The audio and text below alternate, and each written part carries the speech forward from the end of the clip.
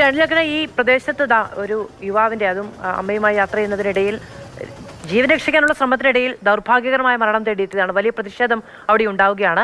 ഈ പ്രതിഷേധത്തിനിടയിലാണ് നമ്മൾ എല്ലാവരും അറിയുന്നത് നിരവധി ആളുകൾക്ക് അവിടെ പരിക്കേറ്റിട്ടുണ്ട് ഇതിന് മുൻപും എന്നുള്ളത്. ആവർത്തിച്ച് അവിടെയുള്ള ജനങ്ങൾ ഈ അപകടം ചൂണ്ടിക്കാണിച്ചിട്ടും നടപടി ഉണ്ടാകാതെ പോയത് എന്തുകൊണ്ടാണ്? അതായത് ഇതിന്റെ ഒന്നാമത്തെ പ്രതി, ഈ അപകടത്തിന്റെ ഒന്നാമത്തെ പ്രതി തൃശൂർ കോർപ്പറേഷനും, അതുപോലെ തന്നെ ജില്ലയിൽ നിരവധിയായ അപകടങ്ങൾ നിങ്ങൾ ഇപ്പോൾ റിപ്പോർട്ട് ചെയ്യുന്നതിനേക്കാൾ കൂടുതലായ അപകടങ്ങൾ ജില്ലയുടെ വിവിധ ഭാഗങ്ങളിൽ ഉണ്ടാകുന്നുണ്ട്. അതിന്റെ പ്രതിസ്ഥാനത്ത് വരുന്നത് സംസ്ഥാന സർക്കാരും അതുപോലെ തന്നെ ജില്ലാ ഭരണകൂടവുമാണ്.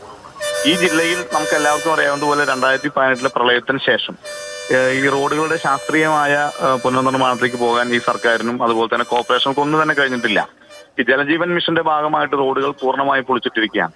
അതുപോലെ തന്നെ അദാനി ഗ്യാസ് പൈപ്പുമായി ബന്ധപ്പെട്ട്, ഗെയിലുമായി ബന്ധപ്പെട്ട് പ്രാദേശിക റോഡുകൾ മുഴുവൻ പൊളിച്ചിട്ടിരിക്കുകയാണ്. ഈ ജില്ലയിൽ കോൾലാൻഡുമായി ബന്ധപ്പെട്ട് സമുദ്രത്തിൽ താഴെ വരുന്ന പ്രദേശമാണ് കോൾലാൻഡുകൾ. അപ്പൊ അതിനനുസരിച്ച് വെള്ളം കയറുന്ന സമയത്ത് അതിനനുസരിച്ച് ശാസ്ത്രീയമായി നിർമ്മിക്കാൻ വേണ്ടിയാണ് റീബിൽഡ് കേരളയിൽ നിരവധിയായ ഫണ്ടുകൾ കൊണ്ടുവന്നത്. ആ റീബിൽഡ് കേരളയുടെ ഭാഗമായുള്ള തൃശൂർ കുറ്റിപ്പുറം റോഡ് നിരവധി ആളുകൾ ആ ഭാഗത്ത് മരിച്ചതാണ്. ഇപ്പോൾ ആ ഭാഗത്തേക്ക് കടന്നു പോകാൻ കഴിയുന്നില്ല. അതുപോലെ തന്നെ കൊടുങ്ങല്ലൂർ റോഡ് പൂർണ്ണമായും ഗതാഗതം സ്തംഭിച്ചു നിൽക്കുകയാണ്. അങ്ങനെ ഈ ജില്ലയിലെ ഗതാഗതം പൂർണ്ണമായി സ്തംഭിക്കുകയും മഴക്കാലത്തിന് മുൻപായി റോഡുകളുടെ നിർമ്മാണം കഴിക്കാൻ പറ്റാത്ത സാഹചര്യമാണ് തൃശൂർ കോർപ്പറേഷനകത്തും ജില്ലയിലെ വിവിധ ഭാഗങ്ങളും ഉണ്ടായത്. ഏറ്റവും പ്രധാനപ്പെട്ട തീർത്ഥാടന കേന്ദ്രമാണ് ഗുരുവായൂർ. ഇന്ന് ഗുരുവായൂരിലേക്ക് പോകാൻ എത്രയോ ദൂരം വളഞ്ഞുകൊണ്ടാണ് ആളുകൾ പോകുന്നത്. അപ്പോൾ ആ റോഡ് നിർമ്മിക്കുമ്പോൾ സമാന്തരമായി ആളുകൾക്ക് ആവശ്യമായ സൗകര്യങ്ങൾ ഏർപ്പെടുത്തണം. അപ്പോൾ അവിടെയും അപകടം നടക്കുകയാണ്.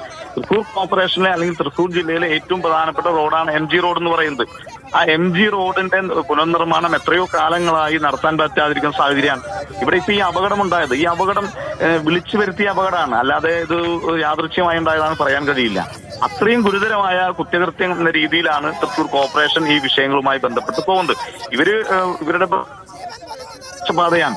ഈ ജില്ലയിലെ സാധാരണക്കാരായ ആളുകൾക്ക് ആകാശപാതയിലൂടെ മാത്രം സഞ്ചരിച്ചാൽ മതിയോ?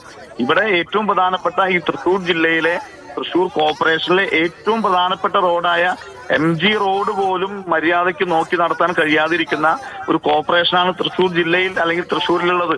ഇതിന്റെ ഒന്നാമത്തെ ഉത്തരവാദി തൃശൂർ മേയറാണ്. ഒരു തർക്കം വികാരത്തില്ല. പൈപ്പ് ലൈൻ റോഡ് ആ ഭാഗത്ത് മിഷൻ കോട്ടേഴ്സുമായി ബന്ധപ്പെട്ട പ്രദേശം, അവിടെയൊന്നും ഈ കോർപ്പറേഷന്റെ മിക്കവാറും പ്രദേശത്ത് ഉൾറോഡുകൾക്ക് പോലും വലിയ വീഴ്ച കോർപ്പറേഷന്റെ ഭാഗത്തു നിന്ന് സംഭവിക്കുന്നു എന്ന് തന്നെയാണ് ഇപ്പോൾ അടക്കം സൂചിപ്പിച്ചത്. അവിടുത്തെ ജനങ്ങൾ സൂചിപ്പിക്കുന്നത് ഒരുപാട് തവണ ഇത്തരം അപകടങ്ങൾ ഉണ്ടായിട്ടും വേണ്ട ജാഗ്രതയോടെ ഒരു ഇടപെടൽ, അത്യാവശ്യം ഒന്ന് കുഴി മൂടാനുള്ള ഒരു ശ്രമം പോലും അവരുടെ ഭാഗത്ത് നിന്ന്. ഇപ്പോൾ ഈ യുവാവിൻ്റെ മരണം സംഭവിച്ചപ്പോൾ കുറച്ച് മെറ്റലിട്ട് മൂടുകയാണ്. ഇതൊക്കെ നേരത്തെ ചെയ്താൽ പോലും ആളുകളുടെ ജീവൻ രക്ഷിക്കാമായിരുന്നു.